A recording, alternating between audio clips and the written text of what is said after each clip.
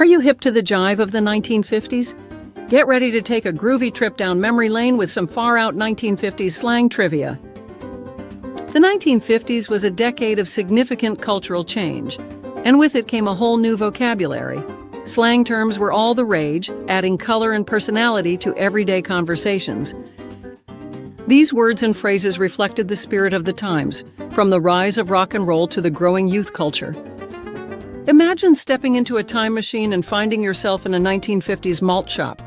Would you be able to understand what the cool cats and daddy-os were saying? That's the challenge we're throwing down today with our 1950s slang trivia game. Let's warm up with a few examples. If someone called you a square, they weren't talking about your shape. It meant you were boring or out of touch. If something was boss, it wasn't about your job. It meant it was really great.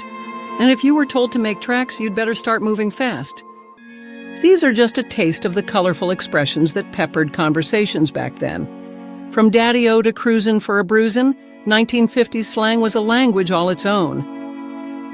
So, how well do you think you'd fare in a 1950s conversation?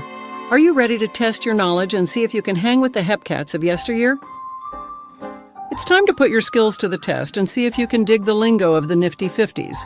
Remember, exploring the slang of past decades is more than just a fun game. It's a window into the culture, attitudes, and daily life of a bygone era. By learning these terms, we gain insight into how people communicated and what was important to them. So whether you're a history buff, a language lover, or just someone looking for a gnarly good time, dive into the world of 1950s slang. You might just find yourself using some of these groovy terms in your own conversations.